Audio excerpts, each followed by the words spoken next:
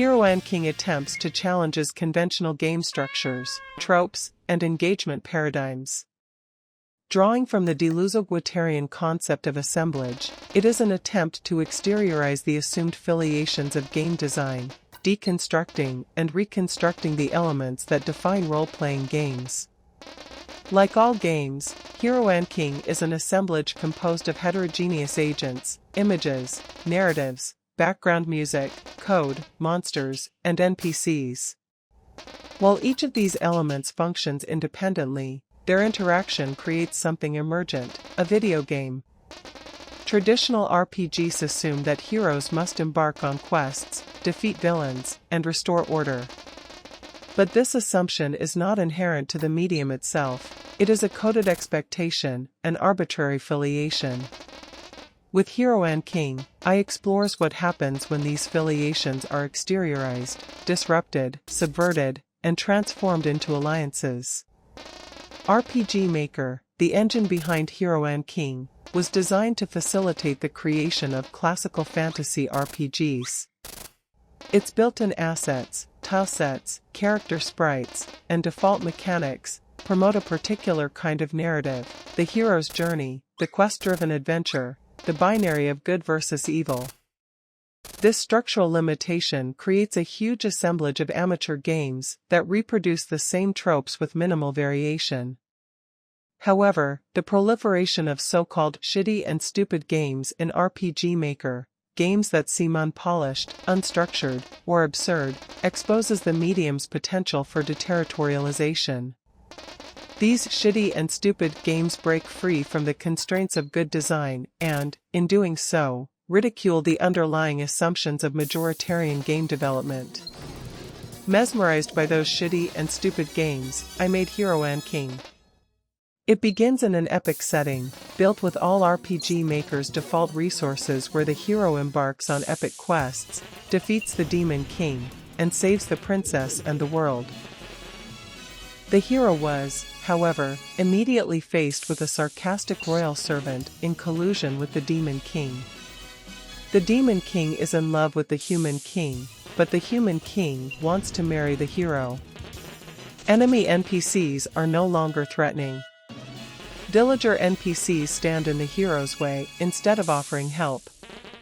Princesses are no longer damsel in distress, but rather live happily with the demon generals.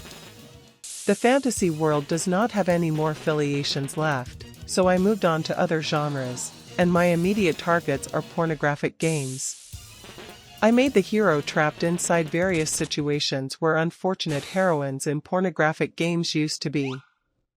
It appeared that the exteriorization could go on infinitely. Everything can still be recognized as this thing because it resembles something we already know to be one of those things, which doesn't give us the genesis of something really new. Frustrated by this prospect and exhausted by indefinite exteriorizing, I asked the player to throw this game into a virtual trash bin and urge them to play something else, something better. Well, that's Legend of Zelda, Tears of the Kingdom, at the very end. A crucial question I want to raise with Hero and King is, what makes a game engaging? Traditional game design assumes that engagement comes from well-crafted narratives, compelling mechanics, and clear objectives. However, many RPG Maker games, particularly those dismissed as shitty, lack these qualities.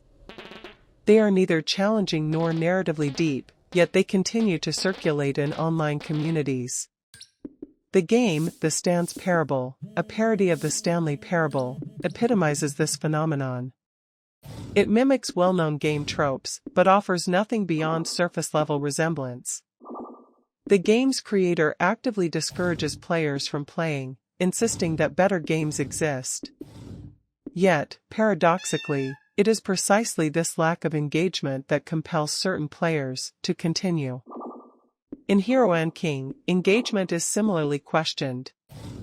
The game oscillates between moments of ironic detachment and absurdist humor, creating an experience that is neither traditionally fun nor explicitly anti-fun. Instead, it resides in a space of paradox, where good sense dictates that a game should be engaging, but where engagement itself is dismantled as a stable category. Does exteriorization have an end? Every subversion ultimately falls into a new pattern, every rejection of convention forms a new convention. The game's ending, a call for players to discard it, ironically reinforces this reality. Hero and King struggles with the same paradox that defines all attempts at radical deconstruction. The game begins as an exercise in breaking expectations, yet as the layers of subversion accumulate, it becomes evident that subversion itself is a form of structure. Its rebellion against RPG conventions turns into a new kind of predictability, and its attempts to exteriorize every element of game design leave it with nothing but a looping critique of its own existence. The game's conclusion, urging players to abandon it, reveals its own exhaustion.